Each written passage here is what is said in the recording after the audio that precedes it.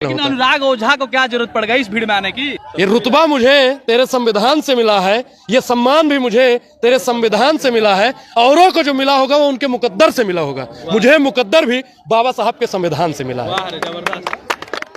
अमन छीन लेंगे, चमन छीन लेंगे और आरक्षण खत्म करने की बात करेंगे ना साहब तो आपकी अर्थी पे से आपका कफन छीन लेंगे। तो आरक्षण की बात मत कीजिए। एक कहावत है कि जो डलहौजी ना कर पाया वही काम कर देंगे, और कमीशन दे दो तो भारत की एक संपत्ति को नीलाम। आप देखो कभी आपने पढ़ा कि एक गरीब धोबी था, एक गरीब कुम्हार था, एक गरीब मल्लाह था?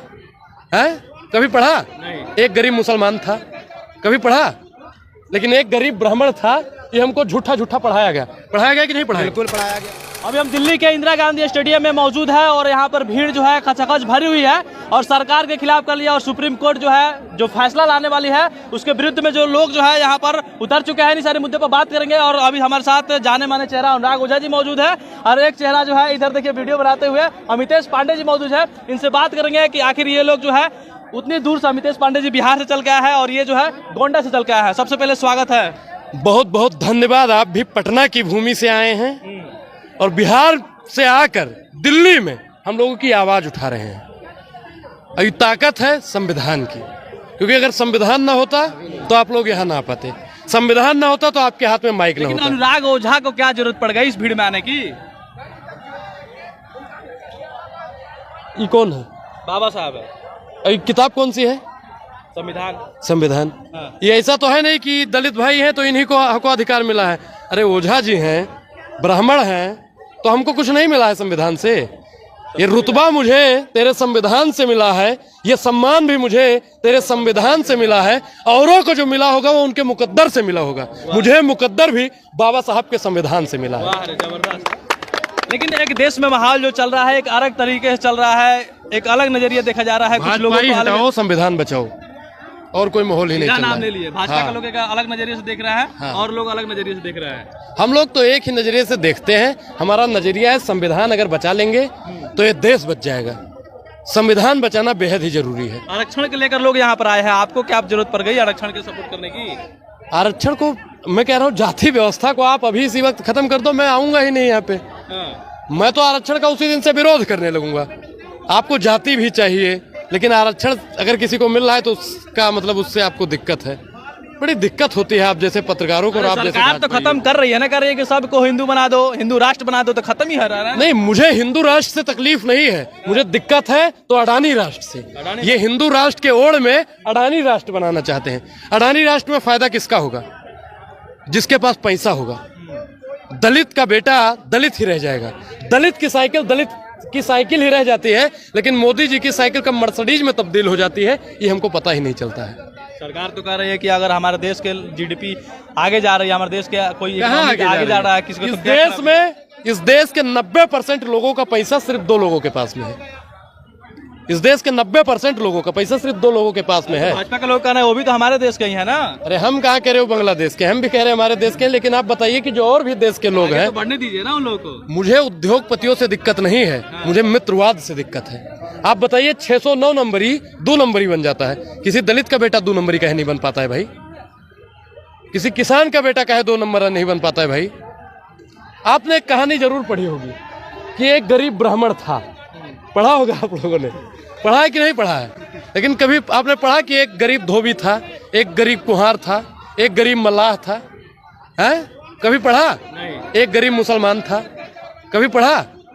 लेकिन एक गरीब ब्राह्मण था। ये हमको झूठा झूठा पढ़ाया गया कि नहीं पढ़ाया? बिल्कुल पढ़ाया गया।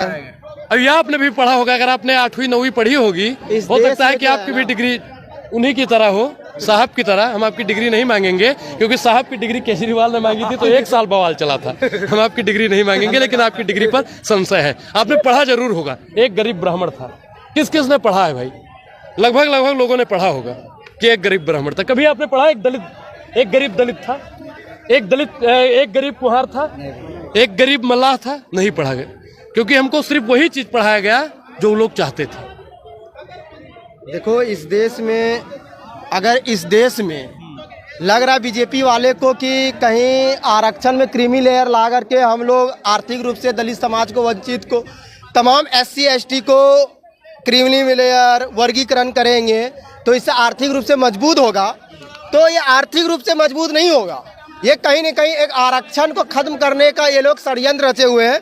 जो काम सुप्रीम कोर्ट नहीं कर पाए, आपका जो पार्लियामेंट के अंदर से मोदी जी नहीं कर पाए, वो सुप्रीम कोर्ट के द्वारा करवाया जा रहा है।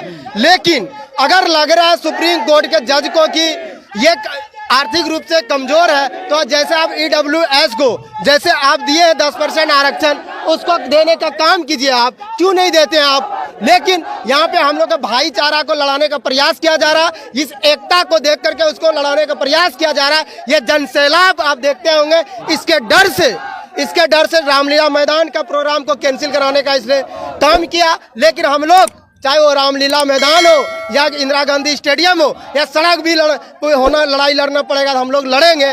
और हम लोग कॉलेजियम सिस्टम के खिलाफ अब लड़ाई लड़ने जा रहे हैं। बहुजन नेता थे, उन्होंने कहा था जब सड़कें शून्य हो जाएं तो संसद, भूलिए, जब सड़कें शून्य हो जाए तो संसद, सड़क जाम करिएगा तो दिल्ली पुलिस उतर जाएगी। दिल्ली पुलिस तो हमको आने ही नहीं दे रही थी, क्योंकि हमारे साथ में वहाँ से भीड़ आ रही थी। वो कह रहे भैया जाइए जाइए जाइए। हमने वीडियो में भी बोला भैया कि प्रशासन परेशान कर रही। आप बताइए कि सड़कें जब शून्य हो जाए तो संसद नहीं बोलोगे? संसद हमारा हो जाता है, संसद हमारा हो जाता है। तो कुछ समय से देख रहा हूँ कि सड़क पर लोग उतर नहीं रहे हैं।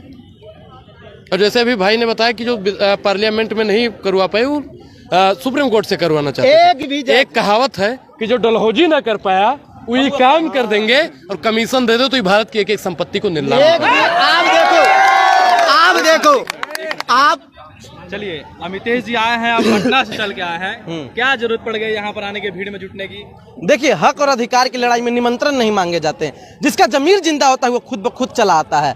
तो मितेश पांडे का जमीर जिंदा था इसलिए वो चला आया, लेकिन कुछ पत्रकारों का जमीर जिंदा नहीं है, इसलिए वो ये सवाल पूछ रहे हैं। क्या बात कर रहे हैं? मितेश पांडे के आने से आपको क्या दिक्कत है? अरे तो ये तो आपको आरक्षण का क्या मतलब लाभ मिल रहा है? क्या पर आ रहे हैं आरक्षण के सपोर्ट करने? क्यों लाभ नहीं मिल रहा है? क्या मिल रहा है? देखिए, अगर आप पहले बात समझिए, घर है, घर में दो भाई हैं और एक भाई की तबीयत अगर खराब है या फिर उसको शुरू से भेदभाव उसके साथ किया जा रहा है, दबाया जा रहा है, परेशान किया जा रहा है, और फिर बाद में आपको ये बात समझ में आती है कि जब तक दोनों भाइयों का विकास नहीं हुआ तब तक उस घर का विकास नहीं होगा, तो आप उस भाई पे ज्यादा विशेष ध्यान देंगे कि नहीं देंगे? अब बताइए पहले। मतलब विश्व गुरु बनने नहीं देखना चाहते आप लोग? विश्व गुरु का विश्व गुरु बनाया जा रहा है। विश्व गुरु नहीं, विश्व गुरु बोलिए।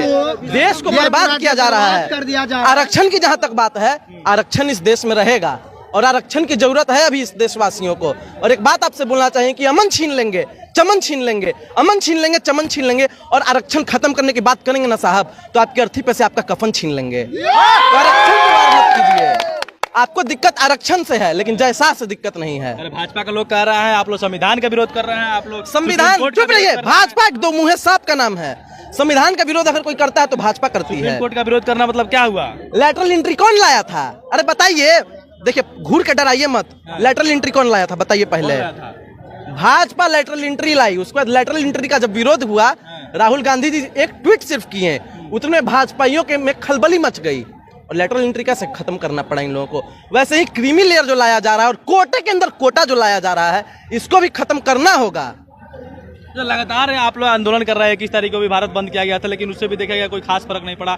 आज का आंदोलन से क्या कुछ फर्क पड़ना? खास फर्क नहीं पड़ा। आपको बता दें, हम बिहार में यूथ कांग्रेस के कार्यकर्ताओं पर एक एसडीएम ने लाठियां बरसाई थी और उस एसडीएम के पीठ पे भी लाठियां बरसी हैं। आपको पता है कि नहीं? वो तो गलती से बरस गई थी ना। गलती से बरसे, या देखिए वो गलती सही से कुछ नहीं होता है। जस करनी तस भोग ही ताता, नरक जात का है पछताता। तो उस डीएम ने लाठियां बरसाने का काम किया था यूथ कांग्रेस के कार्यकर्ताओं पर, बहुजन साथियों पर, तो उसके पीठ पे भी लाठियां बज रही हैं। कोई गलत नहीं हुआ है। ठीक है, बड़े भाई। अच्छा, यूपी से आप आए हैं, यूपी में बाबा की सरकार चल रही है। अभी जो कह रहा है कि पूरा भगवा मैं बनाना है और आप लोग आगे पूरा जो है नीला मैं बना दिए हैं। देखिए, उगता हुआ सूरज जो होता है वो भगवा होता है। प्रकृति वाले से हम संतुष्ट हैं। मन न रंगावे, रंगावे जोगी कपड़ा। तो योगी जी सिर्फ जानबूझ के वैसा बना रहे हैं, बाकी वास्तविकता है कि सब कुछ नीला है।